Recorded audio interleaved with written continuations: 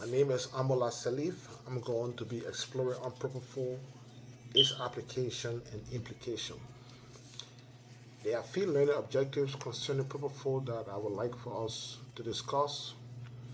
First, we have to deal with the understanding of the chemical structure and pharmacology of Propofol. And then we have to identify possible causal and correlated relationships in its use and its effect. First, we would love to introduce to you Propofol. What is Propofol? The definition of Propofol is an intravenous anesthetic agent primarily used for sedation and general anesthesia.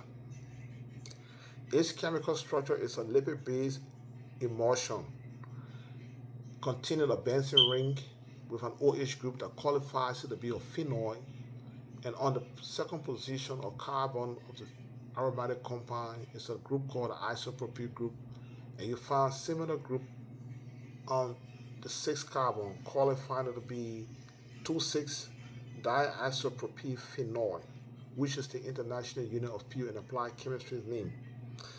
We also look at the pharmacology of propofol, the mechanism of action, which is very important. In that case, it enhances the activity of the GABA receptors, leading to sedation and hypnosis.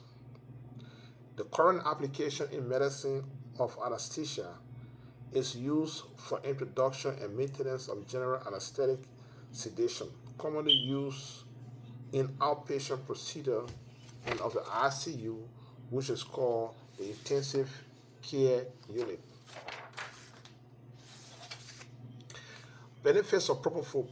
Propofol has some magnificent benefits, and it is very important to look at the benefits of propofol. Uh, One important benefit of propofol, it has a very quick recovery time and less post-operative nausea compared to other anesthetics. What do I mean? If a patient happens to go on propofol for anesthesia or sedation, they have the, after the process, they will have less feeling of being nauseous as compared to other anesthetic. And then we also kind of look at the causal relationship. Uh, it's kind of fast, it's very fast. Emergent says from anesthesia enables quicker patient turnover in surgical setting. Also, it's very important to look at some of the risks and side effects of propofol. Like every drug will have its side effects. So propofol has its side effects, or say the 2,6-diisopropyl has its own adverse effects. These effects are very adverse, and sometimes they cause some of the effects can include hypotension, which is a low blood pressure or drop in low blood.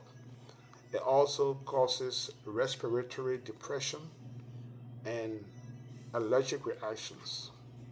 Correlated relationships of propofol. What does it do? An increased doses correlate with a higher incidence of respiratory complication, which sometimes can lead to heart failure or heart attack. Propofol administration will be the next thing I would like us to notice. I would like us to know how propofol is administered to a person. First of all, it has to be done in a hospital setting where you have other doctors who will be able to take the time to perform basic medical procedures like first aid procedures to bring the patient back after the administration of propofol.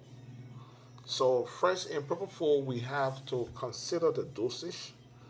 The dosage of propofol is typically administered intravenously, as we said from the beginning of this discussion.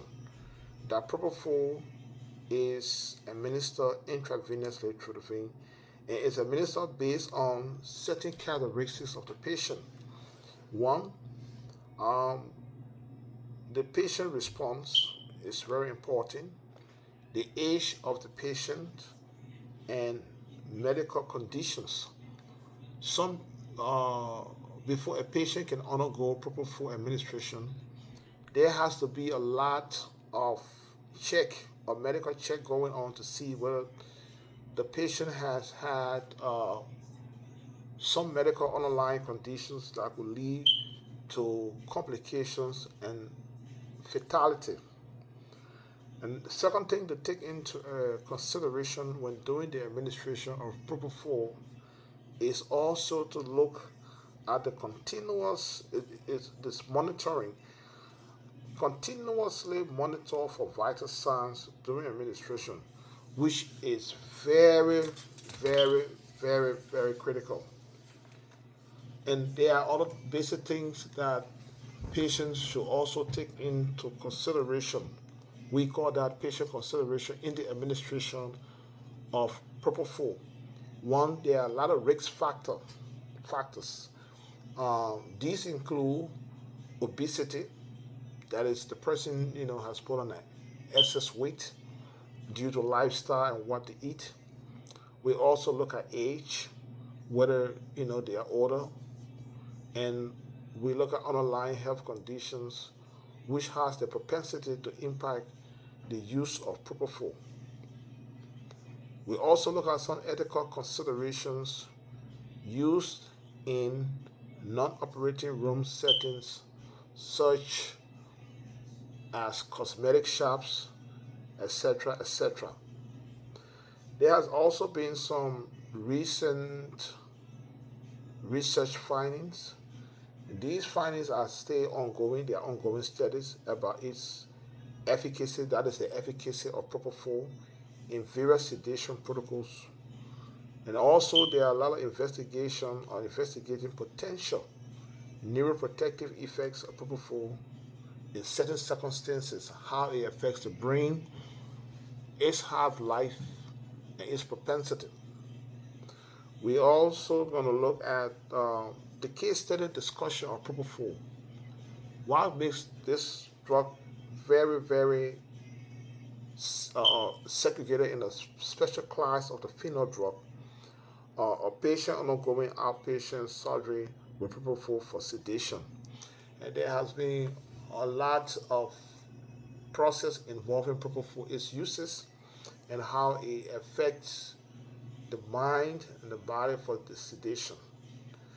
Then there are other also process of its dosage administering, which is very important to fully participate in, is to know that the effects of propofol cannot just be administered just by one person.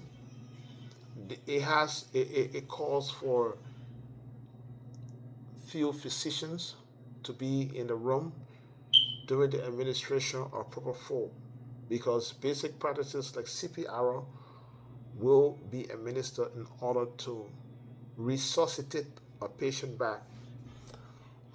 This drug should not be just administered by one person, which is very critical to know, because the risks and side effects of propofol, which includes hypertension, it leads to a very, very low blood concentration, low blood pressure. I mean, not concentration, but very low blood pressure, which can lead to the patient feeling very dizzy and trying to recover from such uh, process. There can be difficulty in breathing, which we also call the respiratory depression. So patients should be well ventilated in areas in which this administration is going to be well ventilated. Also, we'll talk about certain allergic reactions like brain swelling and facial dislocation. Also, can be possible things that happen within the administration of propofol. But the chemistry of propofol is very unique.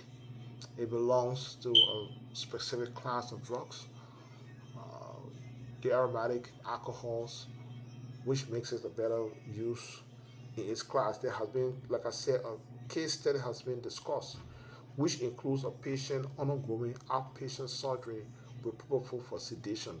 It is an anesthesia drug, and there have been a lot of research, which of course, if you look down, there are a lot of scholars which have contributed to the work of propofol and its chemistry. So at this point in time, this is my exhaustion of propofol in almost 11 minutes, and then for this section, I'm done exhausting propofol, its reactions, its explorations, its applications, and implication. Thank you.